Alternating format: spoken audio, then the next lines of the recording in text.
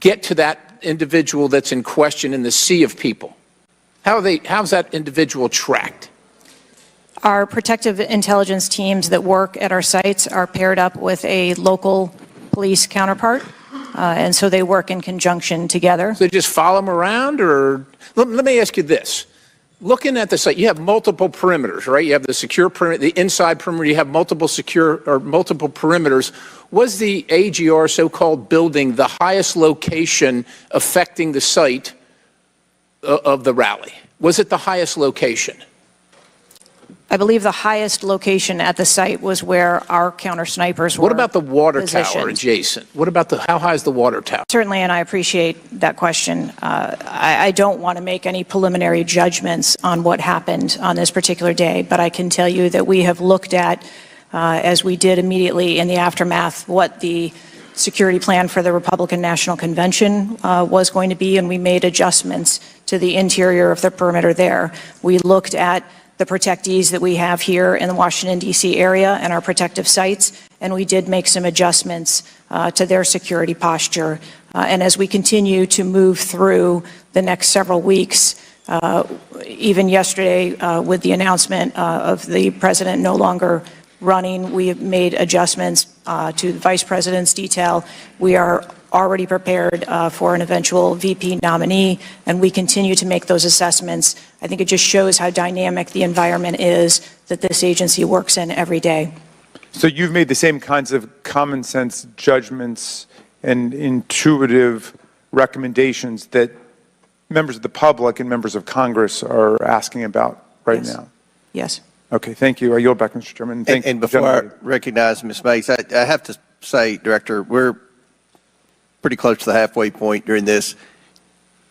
You answered more questions with an ABC reporter than you have with members of Congress. We have a lot more questions. The American people are demanding that we get answers to those questions, and that's what the purpose of this hearing is today. So I'm sure a lot of the questions that have already been asked are going to be asked again, and hopefully we can get some answers to those questions. I strongly implore you to answer those questions. You're here with a subpoena, and we expect you to answer the questions. Chair now recognizes Ms. Mace from South Carolina. Thank you, Mr. Chairman. Director Cheatle, the American people are watching, and they're wondering if there are weapon, actually bring it on to an unsecured perimeter who for days had been planning a mass shooting event. And I think that, Madam Director, with all due respect, the answers that we've received here in this hearing today are completely unsatisfactory.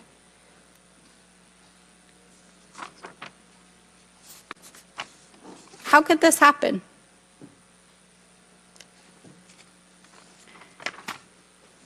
We need answers.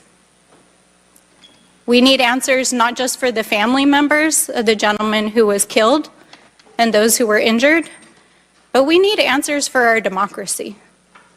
Because as others have stated here today, we are in a highly politically charged environment right now. We are only weeks away from one of the most significant presidential elections in American history, and it is clear that our public officials' safety has not been secured.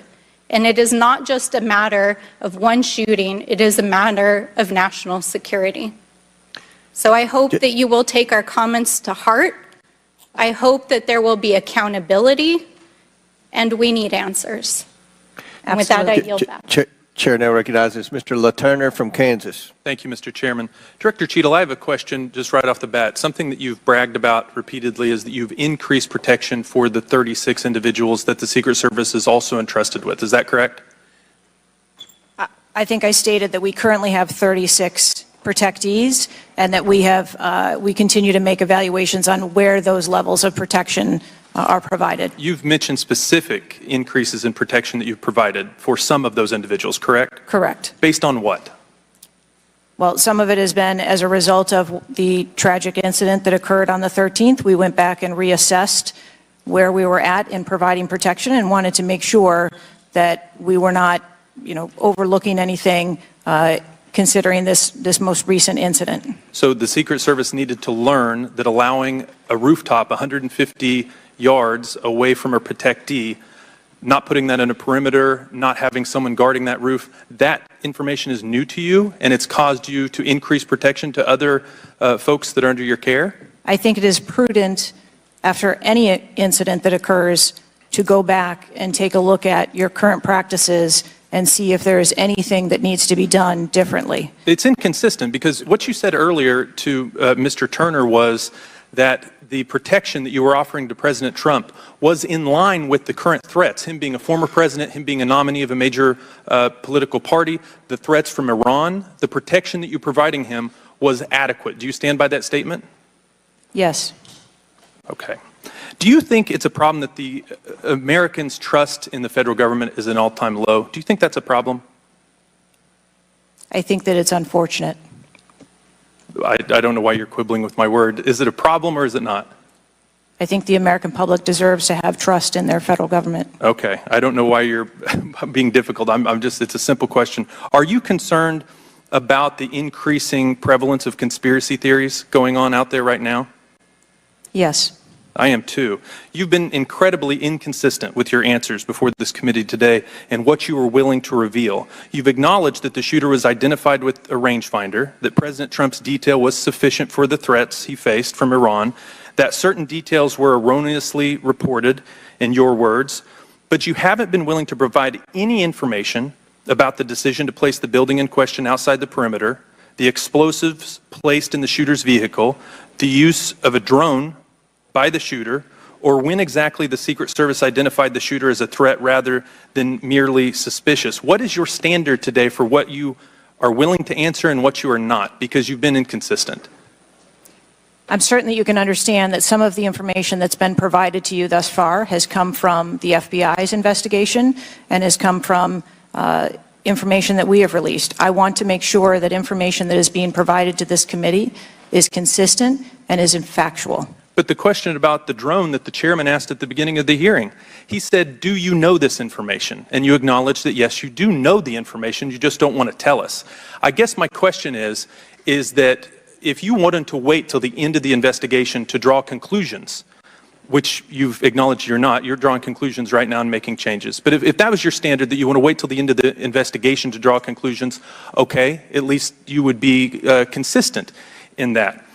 But what we're wanting to know today, and what would dispel some of the conspiracy theories out there, what would increase trust with the American people, is for you to let facts out, for you to tell us what you know. And I want to understand from you, why is that a problem? Why is it inconsistent with a quality investigation to release to the American people today at least the information that you know for sure? Because you certainly know for sure more information than you're willing to give us today. I have released that there was a failure and that there are gaps that we need to make sure that they don't happen again. That's not acceptable. That's not enough. That doesn't quell any conspiracy theories out there. In your 27 years of experience, would you have been concerned about an elevated location within 150 yards of a protectee that did not have a Secret Service presence? Just based on your experience. What I can tell you is that every site and every venue No. I'm asking for your experience. Looking at this situation, would that have been of concern to you? Or would you have agreed that it's fine, it doesn't need to be covered? What I have explained today You're is not going to that answer. there was... Is it true that at 5:45 p.m., approximately 18 minutes before President Trump took the stage, the Beaver County Emergency Services Unit noticed the shooter on the roof and photographed him? Is that a fact or not? That is the information that I have from the FBI's report, yes. You haven't been willing to share whether or when this was communicated to the Secret Service, so I'd like to get into the difference between suspicious activity and threatening activity. Is it suspicious or threatening if an individual is seen around the perimeter with a rangefinder? Is that just suspicious? That could be termed as suspicious. If that same individual with the rangefinder is found on a rooftop, is that still just suspicious, or is that considered threatening? That could be termed still as suspicious. All right, my time is over. Mr. Chairman, I yield back. Thank you. Chair now recognizes Mr. Frost from Florida.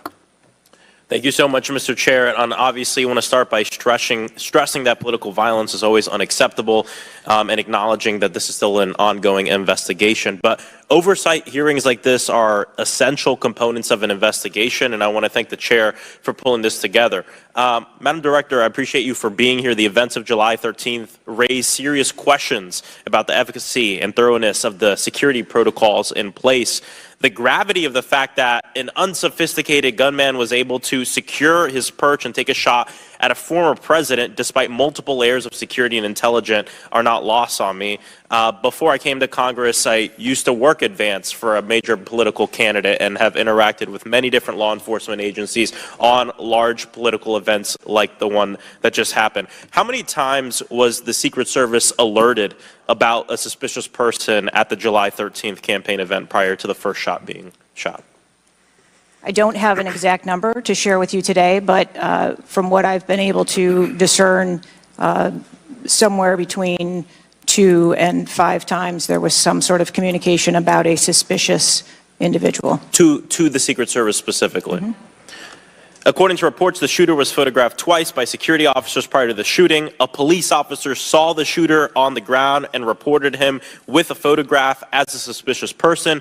Multiple local law enforcement officers identified the shooter, radioed that he was acting suspiciously near the event's magnetometers. A local law enforcement tactical team saw the shooter on a roof and notified other security services and also photographed him. One police officer who photographed the shooter saw him scoping out the roof and carrying a rangefinder. My question is, and you've answered this, but why, or you haven't answered this, why wasn't the event paused right then? Again, I'm not clear on the timeline of when the Secret Service shift and the counter sniper were notified. But earlier, Madam Director, earlier you said that the Secret Service would have paused the rally if they identified a threat. Correct. So why wasn't it paused? Because I have to assume that they did not know that there was a threat when they brought the president out on the stage. I feel like this is a breakdown in communication between local law enforcement, you all, and other actors at the rally. And again, as someone who's worked on these, I understand that there's multiple people with multiple decision, with the ability to make different decisions on the ground. I've taken over the last week, I've spoken with a lot of folks in local law enforcement in my district and across the country that I've worked with before, and other people have brought up concerns around being able to communicate with with Secret Service during these big events and having their flags taken seriously. I do believe that if Secret Service believed that there was a legitimate threat, that they would have paused the rally. My concern is before that something was flagged and it wasn't taken as seriously as it should have been taken. So I think this shows an issue with communication. And I want to know, Madam Director, what you intend to do to fix that, not in 60 days, but now. We're in the middle of a presidential election, obviously a former president who had an assassination attempt, another rally goer who was killed due to this gun violence. We now have a presumptive nominee of the Democratic Party who's also historic, first black woman to be running for president. And so I am worried about everybody's life. What do you all intend to do to fix this communication breakdown and making sure that you actually take what local law enforcement, local folks are saying more seriously? We take what local law enforcement relays to us seriously. Let me just be clear on that. As far as the communication, But not this time. We always trust our law enforcement partners and have a great relationship with them. We are looking at whether or not there was a communication breakdown. If that was the case, we will take steps to ensure that we correct that, because, to your point, we cannot have a communication breakdown. Madam Director, does you mentioned that the perimeter of the event did not include the rooftop where the shooter was. Does your responsibility and the Secret Service's responsibility to protect a principal stop at the perimeter of an event? Our responsibility is to ensure the safety and security of the event itself and the protectee who is attending that event and the personnel who are protecting. So you would say the fact that the rooftop was outside the perimeter is not an excuse for what happened, saying that it was outside the perimeter of the event? I am not offering that as an excuse. Okay. Thank you. I yield back. Gentleman yields back. Chair now recognizes Mr. Fallon from Texas. How did a 20-year-old loner with a week's notice pick the absolute best location to assassinate President Trump when the entire Secret Service missed it? Director Cheatle, in your leadership, your agency got outsmarted and outmaneuvered by a 20-year-old. How can we have any confidence that you could stop trained professionals from a nefarious nation state? Those are absolutely questions that we need to have I know they're answers questions, to. but the fact of the matter is we can't have that confidence. Director, do you have the ability personally, and do you have the authority to beef up security of any of your protectees? Yes, I do. Okay. So were you also aware there was a credible threat President Trump was facing? He was facing a heightened security threat to a foreign adversary? Yes. Okay. So given that there was an increased threat to President Trump's life, was he provided a full security complement akin to what a sitting U.S. president would receive? He was provided a full complement of security based on the threat assessment that we had. That's not my question. And the venue. My question is, if he'd been the sitting president, would he have had the same security he had on July 13th, or would have been beefed up? There is a difference between the So sitting he didn't. president So your answer is he didn't. and continuity of government and the responsibility So he that we did have. not. Okay, there wasn't a CAT team, full CAT team on site. There wasn't counter-surveillance teams on site. But this is the thing. You just said आप लोग भी अकेले में जाके बात कर सकते हैं. We don't mind. क्यों जीजा जी? जी बिल्कुल. आपकी फेवरेट हॉबी क्या है? जी खाना. खाना बनाना? नहीं नहीं, खाना खाना. मेरी भी. वैसे आपको खाने में क्या-क्या पसंद है? फ्राइड चटपटे स्टार्टर से लेकर स्वीट डिश तक मुझे सब पसंद है, पर ओनली वेज. मैं भी प्योर वेज. झूठे. मैंने क्या झूठ बोला? यही कि तू नॉनवेज नहीं खाता. मैं तो जी 100% वेजिटेरियन हूँ. अगर तू 100% वेजिटेरियन है, तो ये नॉनवेज मल्टीविटामिन क्यों खाता है?